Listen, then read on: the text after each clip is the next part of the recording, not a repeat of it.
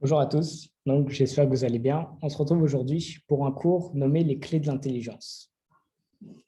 Première chose qu'on fait lorsqu'on parle de quelque chose, ce qu'on apprend en droit, dans les dissertations, n'importe où, c'est définir les termes. Donc ma question que j'aimerais vous poser, c'est quoi l'intelligence? À votre avis, comment vous définirez l'intelligence? Une capacité à associer, Capacité à associer de façon pertinente, de façon pertinente. Monsieur? À résoudre. Capacité de résolution, Mick, de façon générale, Eve, David, une définition de l'intelligence? Non. Et de réflexion. Et de réflexion? déduction. Déduction, très bien. Adaptation. C'est le but de poster. C'est le but de travailler? Ouais, Ouais, très bien. Une vision globale, Une vision globale qui embrasse beaucoup de choses. Excellent, très bien. Très bien. On voit que maintenant, si je vais demander à quelqu'un qui est étudiant, je lui demande c'est quoi l'intelligence, il va me dire celui qui a les meilleures notes à l'école, par exemple. Un autre est capable de me dire c'est quoi l'intelligence, c'est la mémoire, celui qui mémorise le mieux. Un mathématicien, il va plutôt me dire c'est quoi l'intelligence, c'est de la logique. Et donc, on voit qu'il y a plein de définitions différentes de l'intelligence. Et c'est sur ça ce qu'on va se baser, parce que le fait que tout le monde a un point de vue différent, on appelle ça la relativité, que quelque chose est relatif. Et c'est une des clés principales sur lesquelles on va se reposer tout au long de ce cours. Si vous voulez vous asseoir en face de mon truc, il n'y a aucun problème. Alors, pour chercher c'est quoi l'intelligence, j'ai d'abord interrogé Rabbi Google. Rabbi Google qui nous dit c'est la faculté de connaître, de comprendre, c'est la qualité de l'esprit qui comprend et s'adapte facilement. Je pensais qu'il y avait vraiment un... J'aime bien l'appeler Rabbi Google. Ok, on a une définition STAM, sympathique. Mais maintenant, pour avoir quelque chose d'un peu plus concret, et étant donné qu'on est juif en plus, on va voir ce que dit les Pirkei Avot.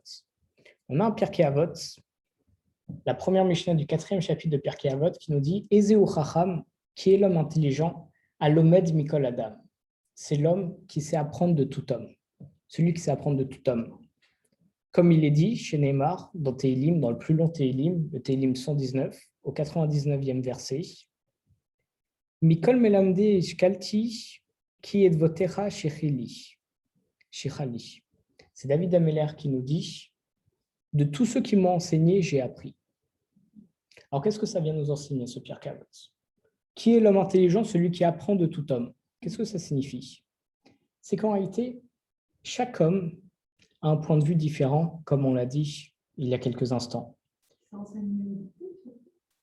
L'humilité aussi, bien sûr, c'est une grande humilité qu'on nous apprend ici, mais on va essayer de se baser principalement sur l'aspect vraiment pshat, c'est le sens simple.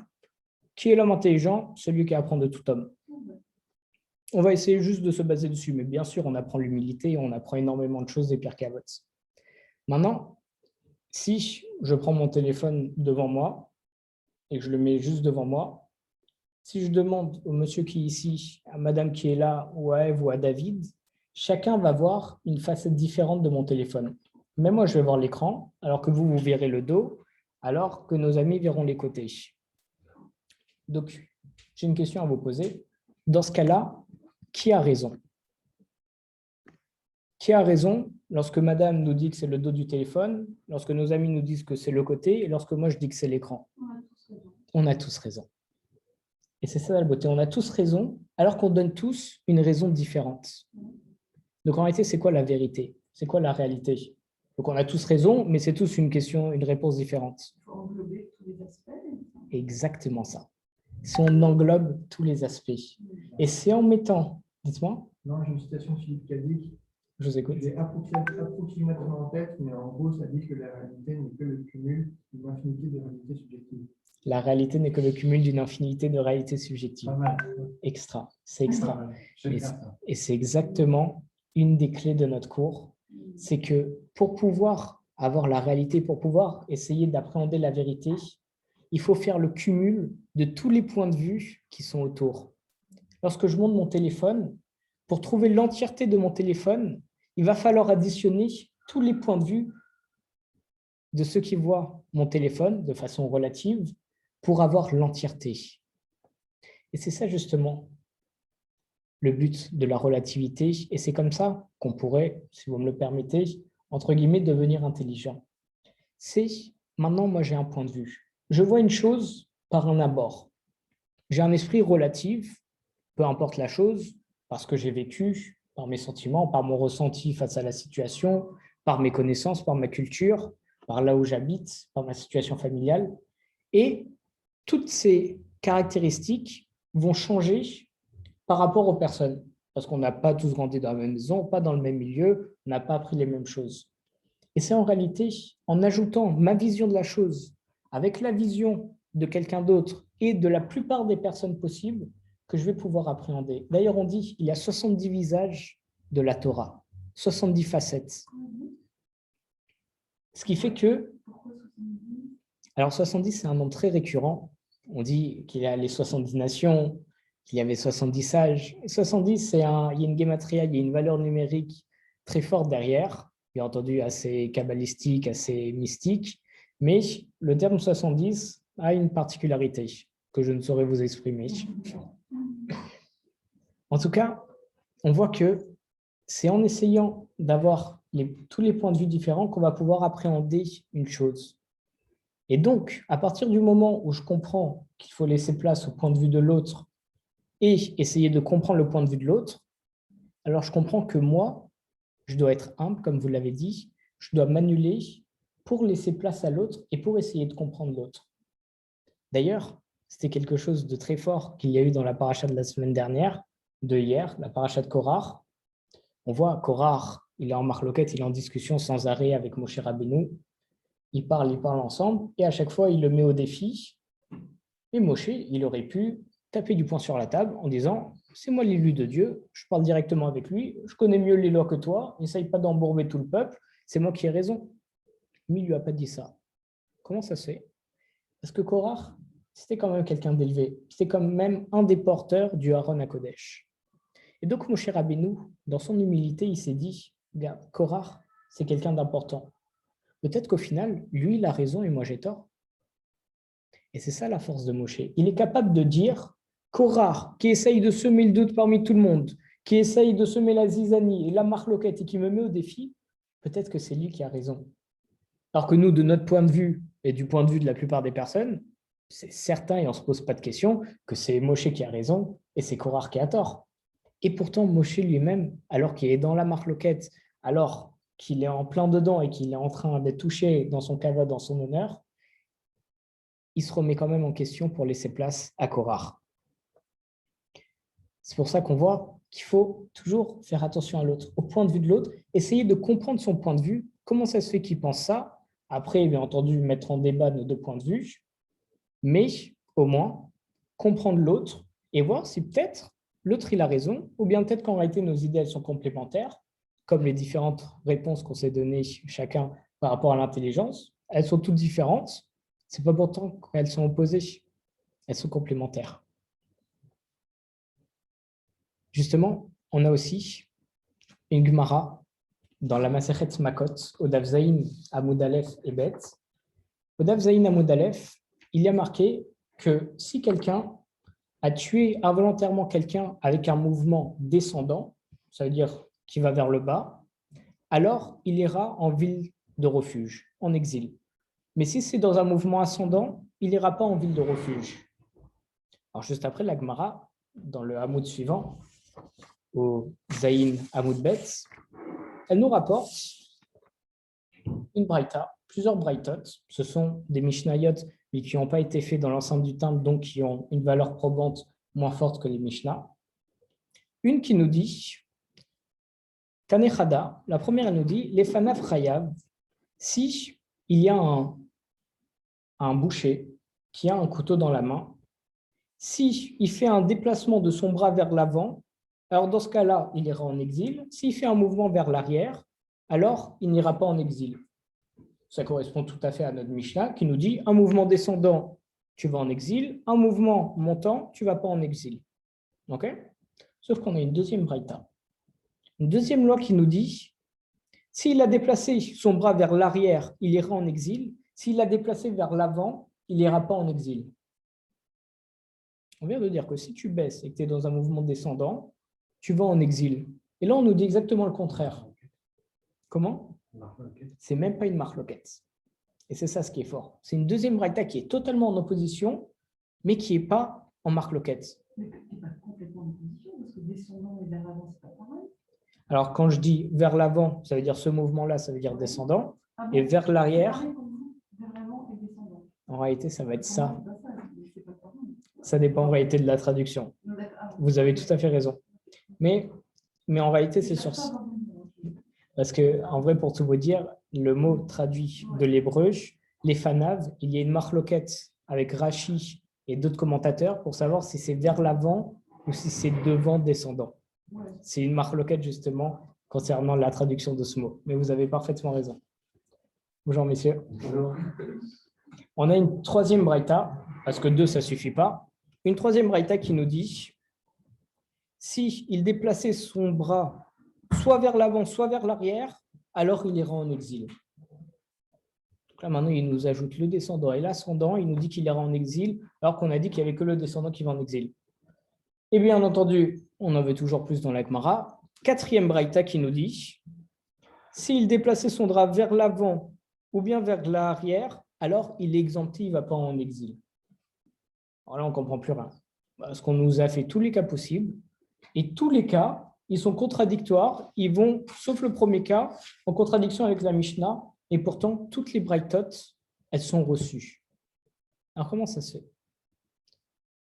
On va, pour répondre à ça, se baser sur le point de vue de la relativité, comme on en a parlé. La relativité, messieurs, c'est le fait que tout le monde a un point de vue différent sur une même chose.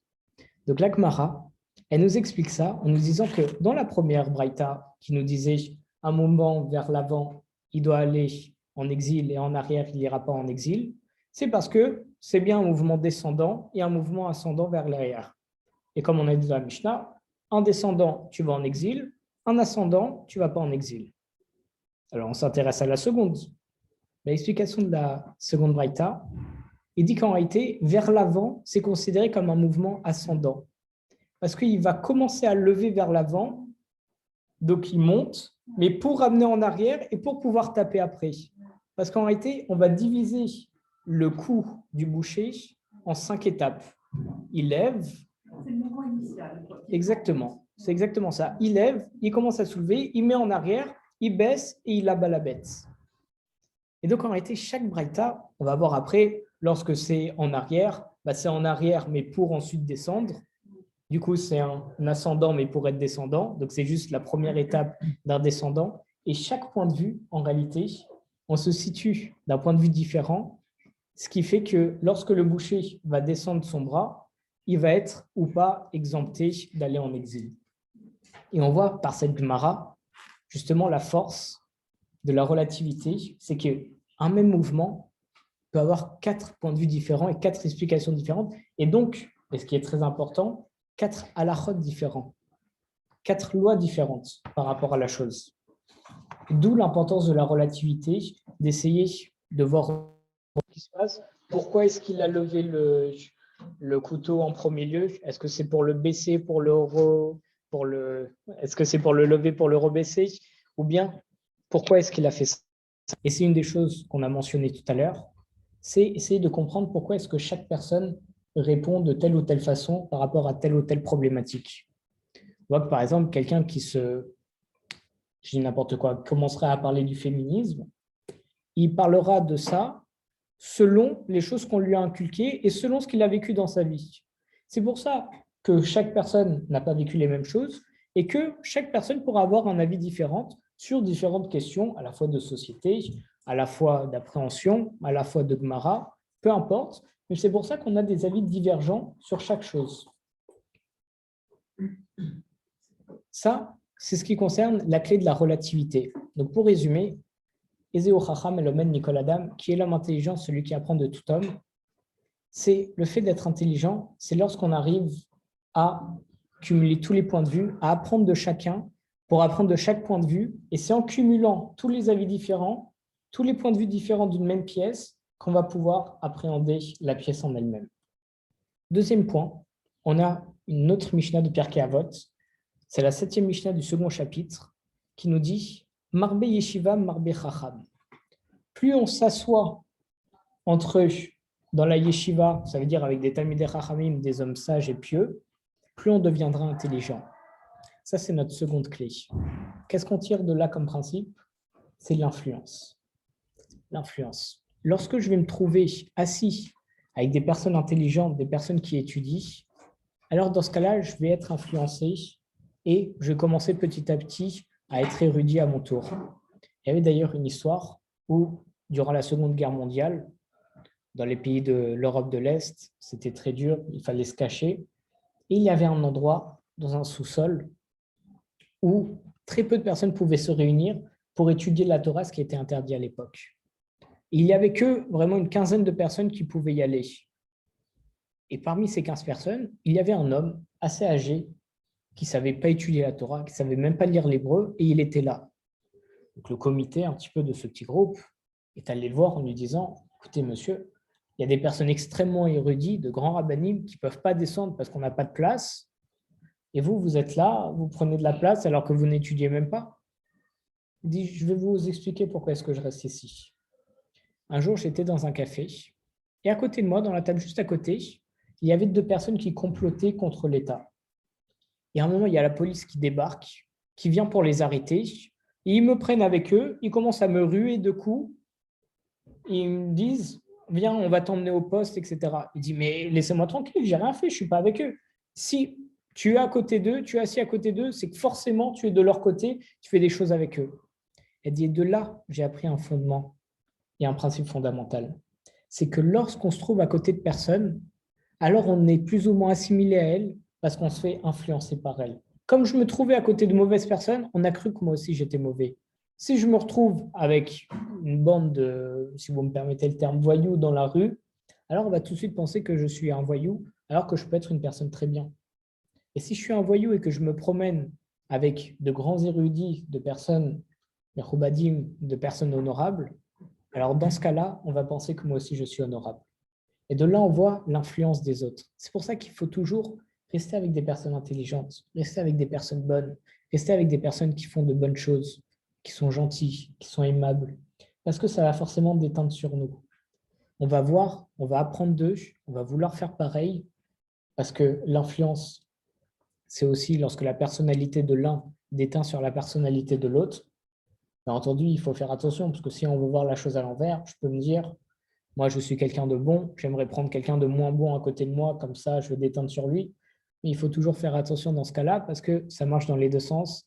Et Chazé Shalom, s'il a une personnalité plus forte que la mienne, alors c'est lui plutôt qui va me faire régresser. Donc ça, c'est la deuxième clé extrêmement importante, c'est l'influence. Rester dans un groupe avec des personnes érudites, parce que là, on est sur les clés de l'intelligence, mais c'est vrai pour tout. Rester dans un groupe avec des personnes bien, des personnes qui veulent du bien aux autres. Et comme ça, on va pouvoir évoluer comme elles et elles vont déteindre. On va déteindre comme elles. D'ailleurs, dans la même Mishnah, à la suite, il y a marqué « Marbe etza, marbe tvuna ». Plus il y a de conseils, plus il y a de compréhension. Et ça rejoint parfaitement l'avis de Rabbi Google. Parce que Rabbi Google, qu'est-ce qu'il nous avait dit sur l'intelligence? Sa faculté de connaître et de comprendre. Et c'est la qualité de l'esprit qui comprend et s'adapte.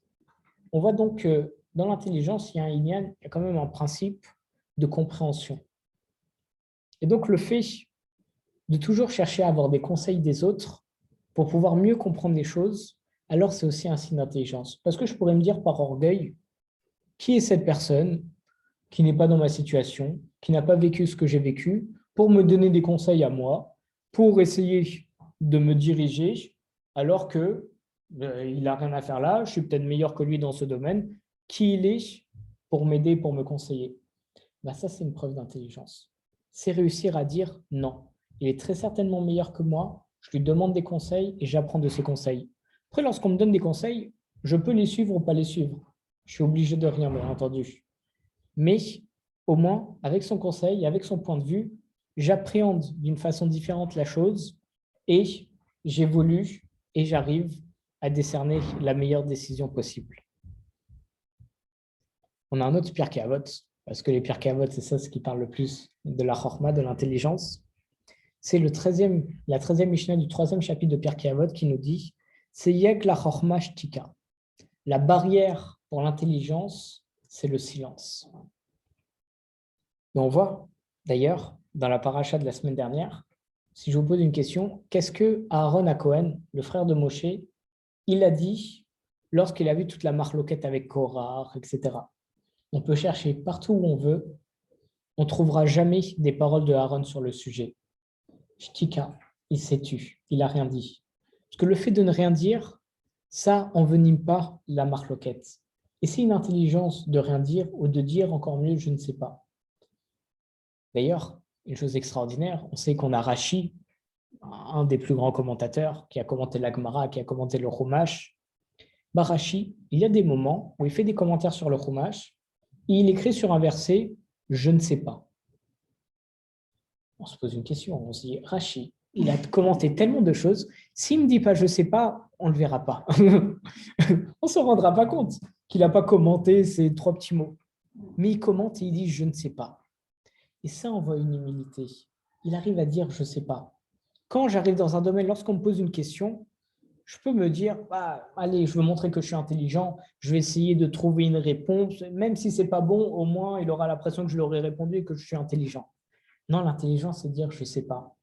Et après, lorsqu'on est encore plus fort, c'est dire je ne sais pas, mais je vais chercher, je vais demander, je demande conseil, comme on a dit, je peux demander conseil à plusieurs personnes, comme on a dit encore précédemment. Donc on voit que toutes les clés, elles s'emboîtent et elles s'accumulent, bien entendu. Et à ce moment-là, je pourrais être à même ou pas d'amener une réponse. Et j'insiste sur le ou pas, parce que le fait de ne pas savoir répondre, c'est pas grave, c'est pas un problème. L'important souvent, c'est la réflexion, c'est la recherche. J'arrive pas à la réponse, c'est pas grave. Parfois, c'est pas le plus important. On dit, lorsque on est au sec bamitzvah, qu'on est en train de faire une mitzvah, qu'au final on n'arrive pas à l'accomplir, c'est considéré comme si on l'avait faite. Parce que l'important au moins, c'est la démarche. J'ai fait la démarche, j'ai fait ma ishtaldout, mon effort, et là, c'est considéré comme chose faite pour Akadosh Baruch Hu. Et étant donné que vous l'avez remarqué, j'aime énormément les Pirkei Avot, en réalité, on aura cité quasiment tous les Pirkei Avot après celui-là qui parlent de la Chorma, histoire d'avoir le meilleur point de vue possible. On a un Pirkei Avot qui nous dit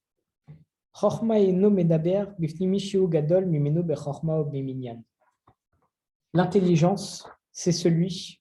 En fait, c'est une Mishnah qui parle de 7 choses qui caractérisent l'homme sage. On dit l'homme sage, il ne parle jamais devant quelqu'un qui est plus sage en lui ou plus avancé en âge. Pourquoi c'est important? Si j'ai étudié quelque chose que lui n'a pas étudié, je vais répondre. Non. Parce que l'intelligence, c'est de savoir que le but, ce n'est pas juste la réponse que la personne va demander à l'homme sage. C'est aussi faire attention à l'homme. Ne pas humilier l'homme sage en lui disant des choses devant lui, alors que c'est lui qui est censé connaître plus que moi. Et ne pas penser, encore plus, que moi j'ai raison et que lui a tort, Chazé Shalom. Chazé Shalom de penser ça. Et d'ailleurs, on a plein de choses. Donc, on a 7 choses dans cette Mishnah qui nous dit « L'homme sage n'interrompt pas son interlocuteur ». Pourquoi est-ce que c'est important de mentionner ça? Parce que l'homme qui n'est pas intelligent et qui veut absolument avoir raison et qui ne laisse pas place à l'autre et à l'avis de l'autre, alors il tentera sans arrêt de couper son interlocuteur.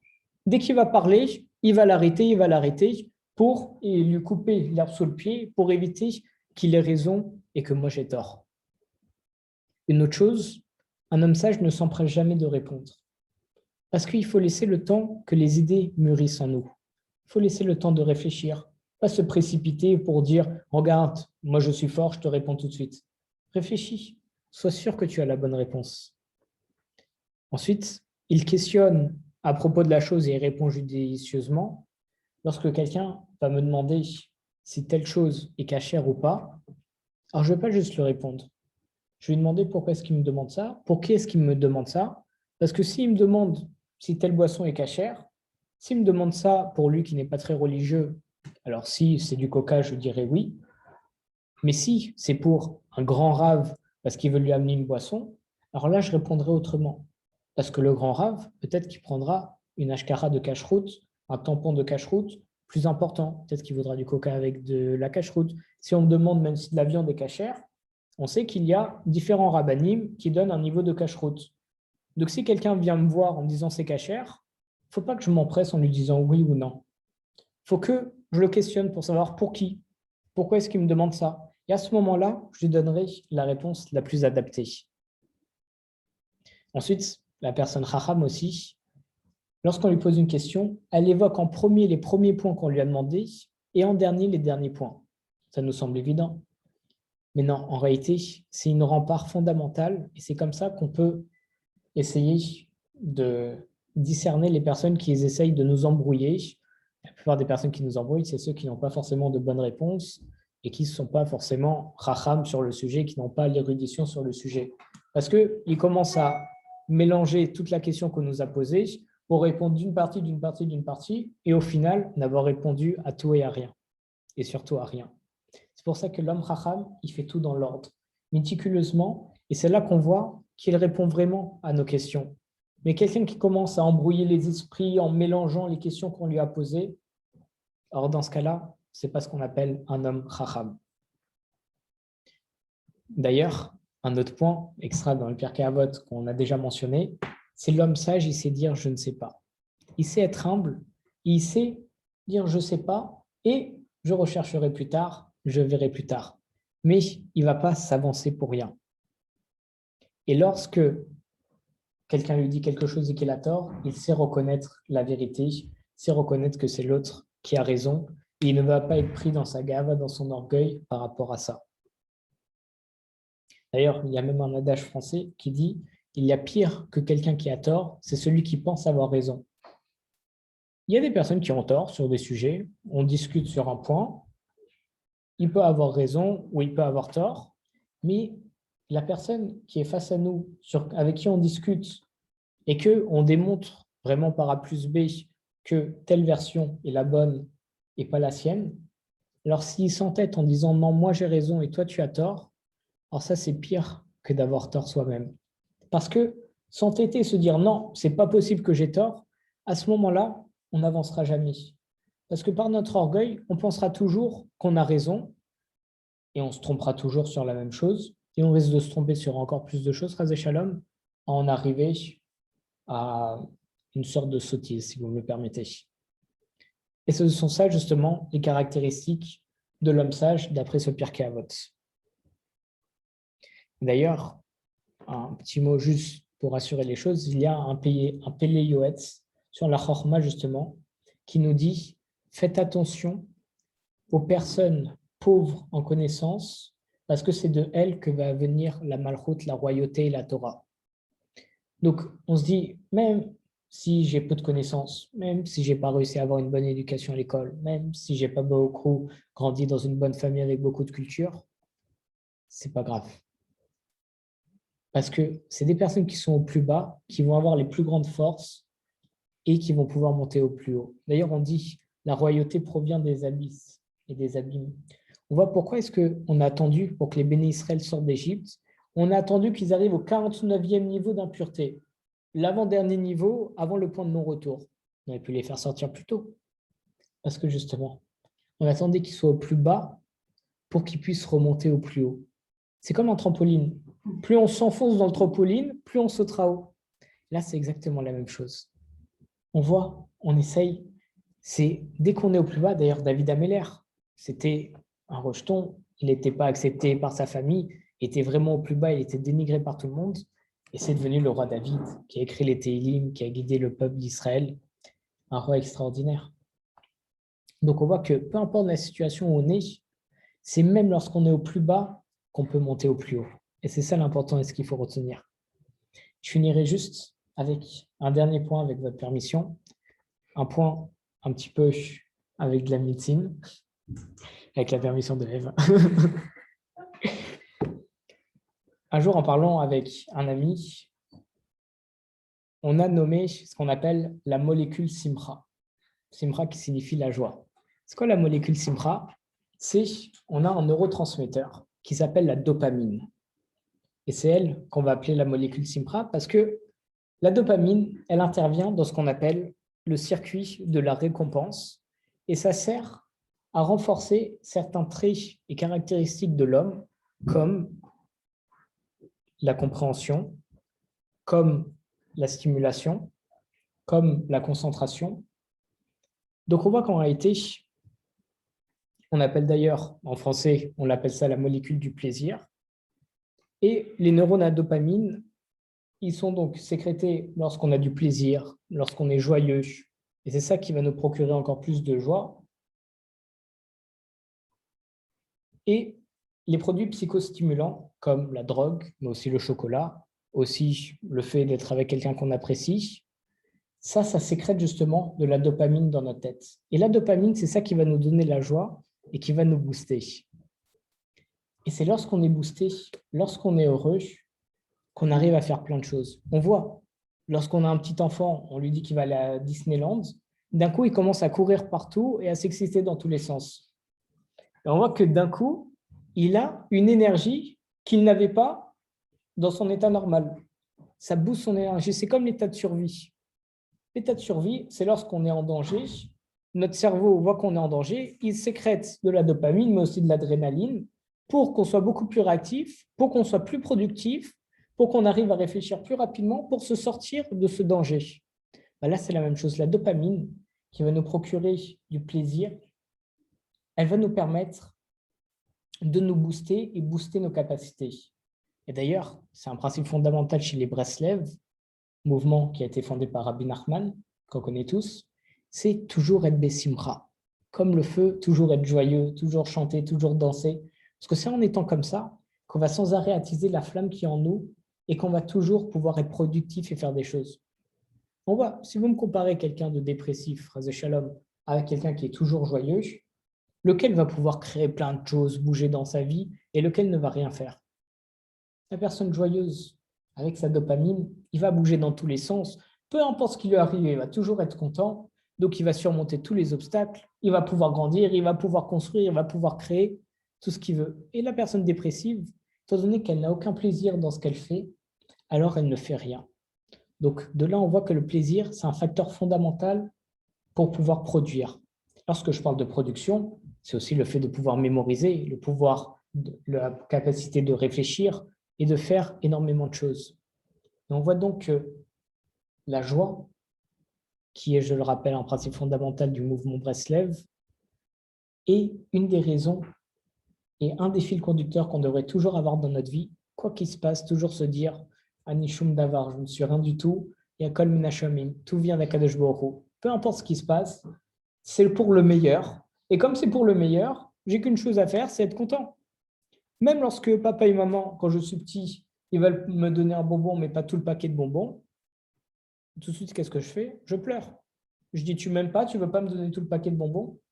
Mais en réalité, les parents qui ont plus de conscience que moi et qui sont plus intelligents que moi, savent que s'ils me donnent tout le paquet, je vais avoir mal au ventre et je vais aller chez le dentiste avec des caries.